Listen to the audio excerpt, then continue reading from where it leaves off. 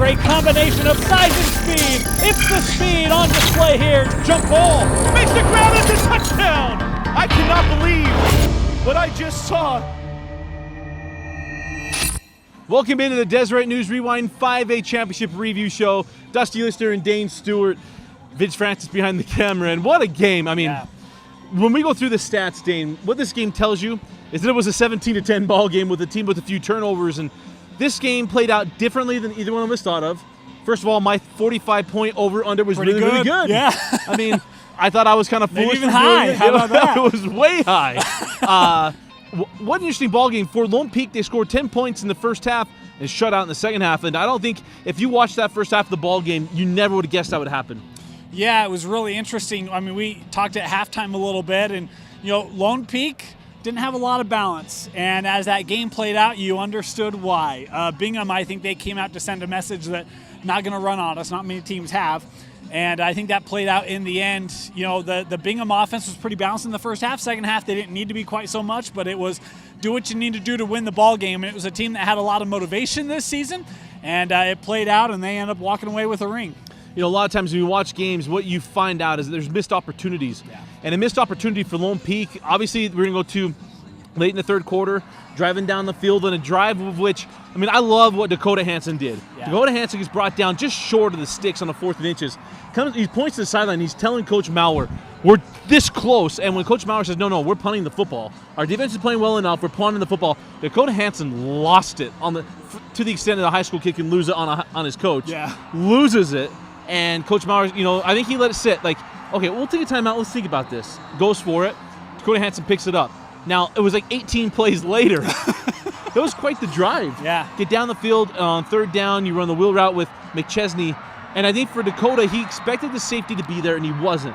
If Dakota Hansen puts the ball just on McChesney, it's a touchdown, and Lone Peak takes the lead. But he doesn't. The ball goes a little tall on him. Missed opportunity, and Lone Peak goes wanting on that drive. Yeah, so a couple things playing into that, Dusty. You described it great. I think, you look back at what led up to that point. Bingham, even though Hansen was able to get rid of the ball, Bingham hit him time after time after time. And you kind of wonder if he maybe felt a little hurried, felt a little pressured, right? You got a man wide open, you get a little jittery, get a little nervous.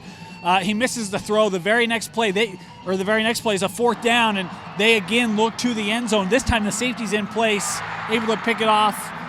It was Loa, I believe, with the interception, able to take it down the field. And that was a big turning point in this ball game, but a missed opportunity, and an opportunity that Hansen has taken advantage of in the playoffs up to this point. It's one that he's going to wish that he had back. And unfortunately, the games are what they are, and sometimes you take advantage, sometimes you don't, and you got to feel bad for a kid like Dakota Hansen. What a playoff he had. But that's going to be a play that he's going to relive in his mind for a while, because that may have been the difference here tonight. It was Tony Longy with the interception. Thank you, yeah. It was Longy with the pick. Lowell had one earlier. Yep. And what it was, he made all the adjustments. Yeah. He went to put it on his receiver, but this time the safety, instead of getting caught somewhere else, came over. Yeah. Longy makes the pick and goes down the sideline. And when you think also of all the things, if you're Coach Maurer, you're frustrated. 2 years in a row, you get to the championship game and you lose and you come up short. But what you look at this team is you have a tough pass interference call going against you later in that next drive for Bingham, which looked like they're going to ice the game away. They get a tough defensive pass interference that gives a fresh set of downs to Bingham. They come up and they make the plays. They force a field goal, get the ball back with just over a minute left. You're like, here you go. You got opportunities. And just could not cash in on the opportunities. And I think for what Bingham did, they dared Lone Peak throwing the football at them. They dared them. They ran a 3-man front, dropping 8. They said, look, we're going to get you with our 3. We're going to drop 8. We're going to make you throw through guys. And just weren't able to do it on a consistent basis. Yeah, it's interesting. We talked at halftime about the game earlier this season, how both teams had 32 touches. Bingham got there with 9 players carrying the ball. Lone Peak got there with 4. You look at this championship game, and Lone Peak had 33 touches. And once again, it's Dakota Hansen with 24 carries, Dusty. You look at Freeman, you look at McChesney, certainly guys who can run the football, and Lone Peak just didn't do it. You have a kid like Hansen, and he can certainly throw the ball. The pass rush you mentioned, they only brought 3. but Hansen was not afraid to get out of the pocket, escape a little bit, but no presence of a running game. And I was watching the game the same way you were. Hey, you have offensive linemen standing around because there just aren't guys to block, and Lone Peak determined to try to move the ball through the air, and they couldn't do it with Bingham dropping 8 for most of the second half. Look at the statistics. I mean, Dakota Hansen, 24 carries, 115 yards on the ground, and then passing 15 to 33, 172 yards, a touchdown, and then the 3 interceptions.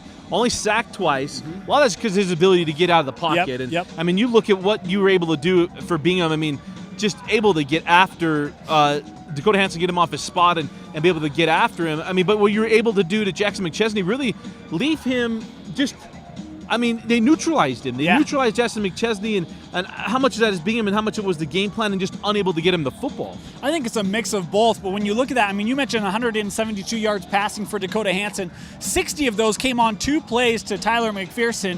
One of them finished with a touchdown. So, take that away, and you have 100 yards passing over the rest of the course of the game. That's what Bingham did. Similarly, Dusty, only 55 yards passing for Lone Peak in the second half. That's what Bingham did. They took away... To your point, they took away the passing game for the majority of the game. Sure, they had a couple breakdowns. They had a breakdown that almost led to a touchdown that would have taken the lead for Lone Peak, but they did what they needed to do to take this offense that was averaging over 50 points per game in the playoffs and limit it to only 10. And, I mean, it's Bingham saying, hey, we're going to try to make you run the ball. We're not going to let you throw it. And Lone Peak trying to throw the football. They found success doing it last year. They thought they'd be able to do it here this afternoon, just weren't able to get it done. But the credit goes to the Bingham defense, taking away deadly options like McPherson, neutralizing McChesney, and making Dakota Hansen really one-dimensional. Well, how about the names we heard all day long today? We heard J. Tufele. Yeah. We heard Longi Tuifua.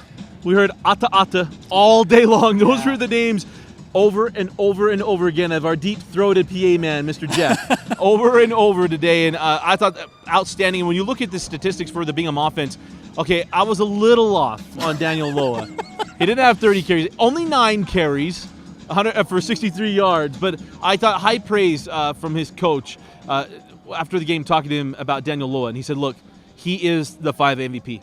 And it's hard to go around and say it could be somebody else, because, and what he said was the impact he made on our team on the defense and what he did on our offense. And the sad thing is not a lot of people are going to know who Daniel Loa is, in part because a lot of people focus on offense. We do too. Yeah. But his impact on the defensive side is huge. He had an impact here tonight. If they played him on both sides of the ball as he could, he might have been the leading rusher for this Bingham team all year long, which makes him the would-be leading rusher for the state champion. That's not taking anything away from Javonte Smith, who's a very good back. His touches certainly decreased as the season went on. Daniel Loa could have had that notoriety for the Bingham Miners. I was with you. He could be Mr. Football, like an MVP, had he played both sides of the ball all year long. Bingham does not win the state championship without Daniel Loa. That's his impact. And, and funny, I talked to Jay Tufele after the game, and I said, you saw probably on our highlight is, I asked him, I said, tell me about Daniel Lowe. He goes, that's my little brother. And he looked in the camera and goes, you college coaches, get on this already. Yeah. He needs offers. And that's kind of the sentiment kind of going around with a lot of people, is that this kid needs offers. He needs these coaches to kind of come around on him and understand where he belongs. And part of it, they say he's undersized, lots of different things, but this kid understands football, and I think he'll have his opportunity. I think somewhere he'll get his chance. Yeah. And he'll be there. This kid was spectacular in this game today. He made plays all over the field on both sides of the football, and his impact was noticeable. And you look at some of their bigger games, he had a big impact in the Jordan football game earlier this season. He does it on defense, he does it on offense, and he does it on special teams. Their returner, Daniel Loa, punt returns, kick returns, he really is one of those players who's, we've mentioned Josh Davis being one of the best all-around players in the state. Daniel Loa is right there with him, can make an impact at every level. And, I'm not a big – I understand you need size to play football. I get it. But at that position, you can deal with guys who are 5'10", 5'11", 6 foot. I'm with you. The kid has a nose for football, very, very talented player, and he's got a bright future ahead of him for the coach who's willing to take a shot with him. I want to know, did Beam decide to play spread offense? Matt Dane threw 11 passes in this. Yeah, how about that, huh? 7 of 11 for 102 yards and a touchdown. I thought really for Bingham, the pass game was it wasn't the biggest part of this game. It ended up being one of the bigger parts of this game at the end with the pass interference, which I thought was null and void. I thought Lone Peak, to this point, Lone Peak's defense was very stout today. Yeah, it really was. So here's the interesting thing, Dusty. First of all, never underestimate a Dane. Don't do it. Just warning you. Matt Dane played really well, especially in that first half. You know, I mean, you mentioned only threw the ball 11 times, 8 of those in the first half, threw for nearly 100 yards in that first half. Thought he played a really good game. He didn't try to do too much. A couple throws that nearly got away from him, they didn't, right? So didn't give it up. I thought the turnovers were an interesting point. Dakota Hanson, 3 interceptions, and, Bingham fumbled it the one time. This is only the second game where Dakota Hanson's thrown more interceptions than picks. Both of them to Bingham, both of them losses. I thought the turnover battle was big. Matt Dane took care of the football, didn't throw interceptions. They had the fumble on a running play, but by and large, Dane did what they asked him to do, which is what he's done all year long. How about this stat? We talked about at halftime. For a pillar for Lone Peak, because of what Bingham does offensively, for their defense to win this game, hold Bingham under 200 yards rushing. Yep. They did 178 yards rushing on 41 carries. That is outstanding by this Lone Peak defense. Yeah. And they don't get the win. 3 turnovers ends up being the difference because Bingham's defense, not only they stymie the offense for Lone Peak, they got the ball turned over. Yeah, it's an offense that averaged over 40 points per game during the season, the Bingham offense. So to limit them to only 17, I think is their season low. That's a great job by this Lone Peak defense. And, the credit goes to guys up front. Preston Lewis, one of those guys. Seth Corey had a big impact in this ball game for Lone Peak. We mentioned Fatisi Manu earlier. This was a very good defense for Lone Peak, and they gave Bingham everything they wanted. Even with some of the plays late, right? Lone Peak had chances to win this game, and a bounce here, a catch there, and we might be talking about the Lone Peak Knights winning. But as it is, how about this? Lone Peak 1-4 in championship games, and the Bingham Miners 6-2. The only time they've lost a championship, Dusty, to the Alta Hawks. Other than that, since 1991, I think it is, 6-0. How about this? It's 2006. Remember, Coach Peck took his team up to Old Bingham Field, showed them the old field. Yeah. And then they come down here, Jordan Pendleton and crew. Dusty Heaps hit Jordan Pendleton for the game winner, where Sasson Shakarian ran for over 300 yards. Yeah. 325, I think it was, in a championship game, and a loss to Dave Peck. I think it was 6. I think this is their 6th state championship since 2006. Is that right? That might be right. I mean, do you think of what was built? Coach Peck was here, and John Yep. Lamborn gets his first state championship as a head coach. Got it done as an offensive coordinator in each of those games, and got a state championship. And he finally got one as a head coach. And what a great moment to watch him and Coach Peck embrace and talk. We got the camera on him. Oh, it was awesome. I mean, to be able to bring those two together. And how great is it to watch these great coaches pass the torch? And for Coach Lamborn, look, you take over the Bingham Miners.